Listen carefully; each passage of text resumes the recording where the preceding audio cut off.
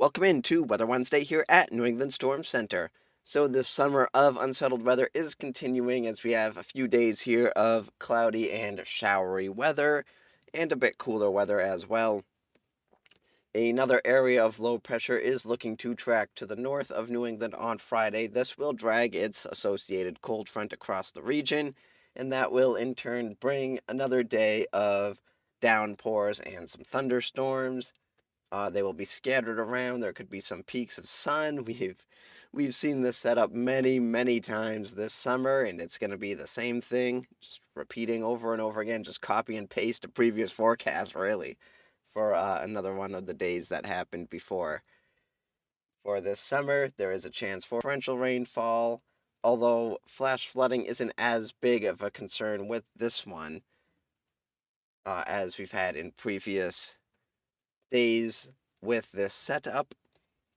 And there is a chance for strong to severe weather. Right now, that's looking mainly like the eastern half of New England will see the better chance for severe weather on Friday. And beyond that, it looks like the main talking point for New England's weather will be a cool down. It does look like August is going to end on a cool note. Everything is pointing toward a cooler end to August. A lot of 70s, low to mid 70s to end out this month as we move into the second half of the month. So we had a cool start to summer, and it looks like we are going to have a cooler end to it as well. So, New England has a pretty long history of tornadoes, even though this weather event certainly not the first thing that comes to mind when people think about the weather in this region, but it does have a long history with tornadoes. And I did earlier this year, I posted a full comprehensive history of tornadoes in New England on newenglandstormcenter.com. This history includes the first confirmed tornado in United States history. This also includes the first recorded tornado outbreak in U.S. history that occurred yesterday on, well, that occurred yesterday 236 years ago. It was August 15th, 1787, when at least 5 tornadoes are confirmed to have touched down across New England. Uh, some may wonder how tornadoes and the exact tornado location could possibly be confirmed at such an early date, but this can be done, and can be done pretty definitively by looking at written reports and journal entries of those who lived through the events. Of course, a lot of people back in colonial times did keep journals and records of their experiences, including the wild weather. The Hartford Courant, which was first published in 1764, it might be the oldest continuously published newspaper in the country. I don't have that confirmed right now, but first published in 1764. So here in 1787, they actually ran a story after this event detailing the damage. So these details in this article and other journals can be pieced together to figure out if a storm was a tornadic storm or not. Some of the details that are posted in these written works use descriptions such as whirling with amazing velocity and a most tremendous roar, and this one, which is really indicative of a tornado, a black column stretching from the earth to the cloud. That's clearly a description of a tornado. Have several houses in this outbreak were described to be leveled with the ground, something a tornado would do, and uh, another description of tree damage was the trees were said to have twisted down. And of course, when tornadoes move over a forest, the trees will be broken in all directions. They'll be laying down in every direction, whereas a non tornadic storm with straight line winds, they would all be laying in exactly the same direction.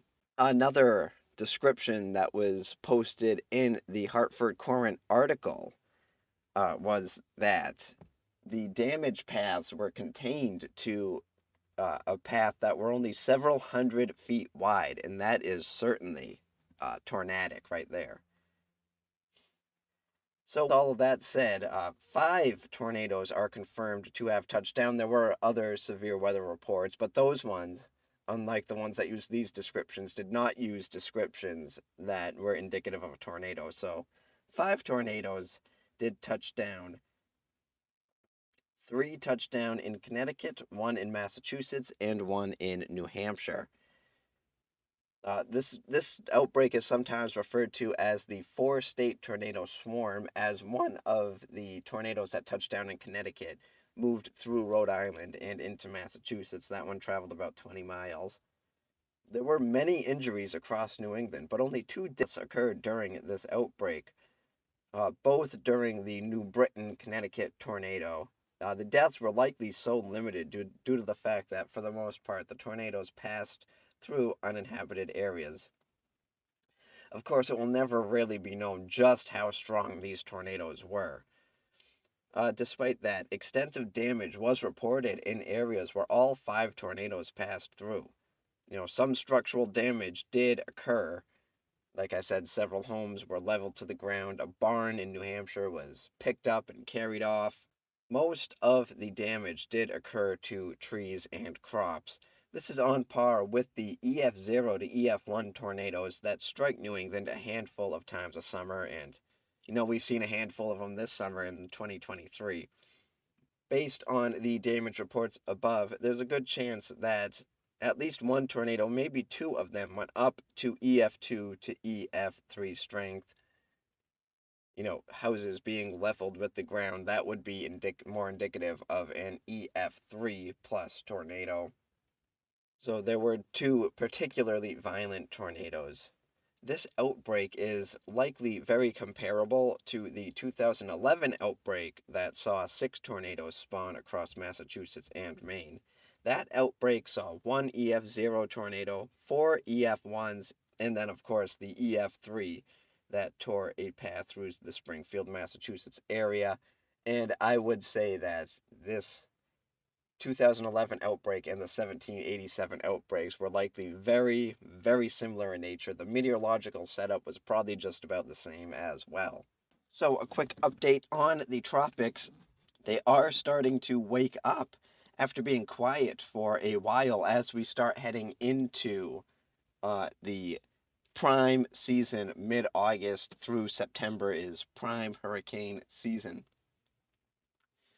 Last year, there was not a single tropical cyclone that developed in August. That is impressive for not a single cyclone to develop for the entire month of August. It's very impressive.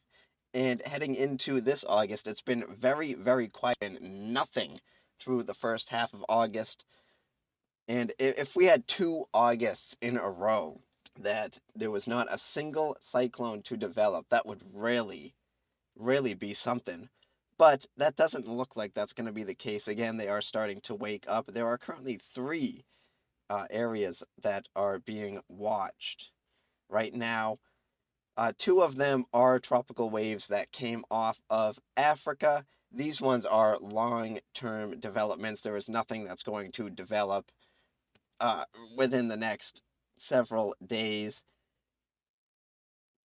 The one that is furthest west has the least chance of development of the two that are near Africa. This one could turn into a tropical depression early next week, but conditions are expected to become unfavorable after that as they head into the middle of next week. So this one not looking like it's going to do much. There is a 40% chance of development over the next 7 days, but again, it is eventually heading into waters that are, well, into conditions that are unfavorable for development. The waters are very favorable for tropical development with how hot they are. The one that is further east has a slightly higher chance of development through the next 7 days. There is a 50% chance of that happening. There's a 30% chance of it developing within the next 48 hours. The conditions are favorable for gradual development of this system, and a tropical depression could form in the next several days heading toward this weekend as it moves west, northwest at 10 miles an hour, moving very slowly. Again, both of these systems are long term. Something to keep the eye on more in the long term. And just recently, a new area of development has sprung up the Gulf of Mexico. There is currently a low chance of development. It will not form within the next 2 days, but formation within the next 7 days is currently at 20%. So some gradual development of the system is possible as it meanders around the Gulf of Mexico over the next few days. So that is going to do it for the Weather Wednesday podcast here at New England Storm Center. So as always, thank you for listening, thank you for watching, and you will hear from me again next Wednesday, which you will hear from me again next Wednesday. I know Weather Wednesday went on kind of a 2-week break there, but we are back now with weekly Weather Wednesday episodes once again.